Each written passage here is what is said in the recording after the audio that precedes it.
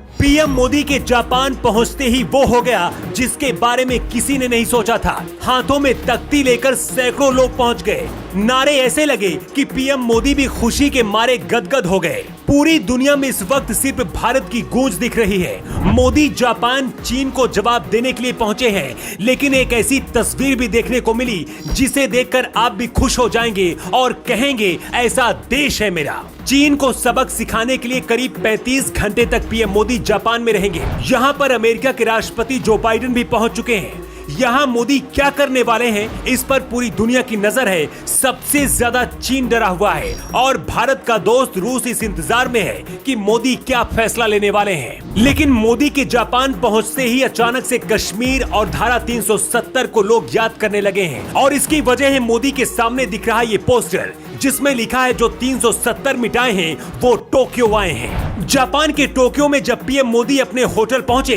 तो बाहर खड़े सैकड़ों भारतीय स्वागत में खड़े थे।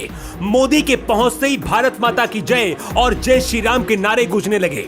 यहाँ पर एक भारतीय के हाथ में एक पोस्टर था जिसमें लिखा था जो 370 मिटाए हैं वो टोक्यो आए हैं। कश्मीर से 370 हटाने के बाद से विदेश में रह रहे भारतीय कितना ज्यादा खुश हैं, इसका सबूत देख लीजिए। भारत के अंदर रहकर भी कुछ लोग भारत के खिलाफ बोलते हैं, लेकिन विदेशों में रहने वाले ये भारतीय कश्मीर में मोदी शाह के फैसले का समर्थन करने के लिए इस तरह से खड़े हो जाते हैं। इस पोस्टर को देखकर मोदी भी हैरान रह गए, लेकिन सैकड़ों लोगों के अंदर भारत के लिए इतना प्यार देखकर खुशी के मारे गदगद भी हो गए।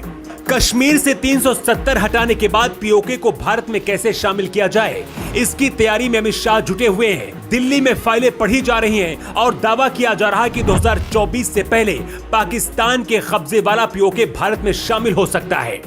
लेकिन पाकिस्तान के साथ ही चीन को भी काबू करना बहुत जरूरी है। हिंद प्रशांत महासागर में चीन तेजी से अपने पैर फैला रहा है। जापान में क्वाड सम्मेलन में मोदी शामिल होने के लिए पहुंचे हैं। इस क्वाड को चीन को काबू करने के लिए ही बनाया गया था। इसमें अमेरिका, जापान, ऑस्ट्रेलिया और भारत शामिल है। चीन को पहले ही संभल जाना चाहिए था, लेकिन नहीं माना। अब चीन की सीमा के पास ही जापान में सम्मेलन होने जा रहा है। हिंद प्रशांत महासागर में चीन तेजी से अपने पैर फैला रहा है। इस बैठक में मोदी बहुत बड़ा फैसला ले सकते हैं। अमेरिका और जापान भी इस बात को समझते हैं कि अगर चीन को काबू करना है तो भारत को अपनी ताकत देनी होगी।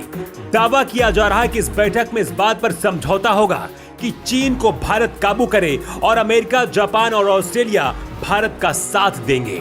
मोदी के जापान पहुंचते ही चीन डरा हुआ है। चीन को अब लगने लगा है कि अब तक शांत रहने वाला भारत अब कुछ बड़ा कर सकता है। दुनिया ये समझती है कि भारत ही वो देश है जो चीन को काबू कर सकता है। इसलिए मोदी स्क्वाड के जरिए सबसे पहले समुद्र में चीन के कब्जे पर लगाम लगाएंगे और इसके लिए जाल बिछाया जाएगा। इसके बाद भी अगर चीन नहीं माना तो ये चारों देश कोई बड़ा फैसला ले सकते हैं। अगले 35 घंटे बहुत ज्यादा अहम माने जा रहे हैं, लेकिन जापान में जिस तरह से भारतीय लोगों ने मोदी का स्वागत किया, मोदी भी ये समझ चुके हैं कि जो भी वो फैसला लेंगे भारत के लोग उनके साथ खड़े हुए हैं। इस खबर को लेकर आपका क्या कहना है? आप अपना जवाब कमेंट बॉक्स पर देकर बता सकते हैं।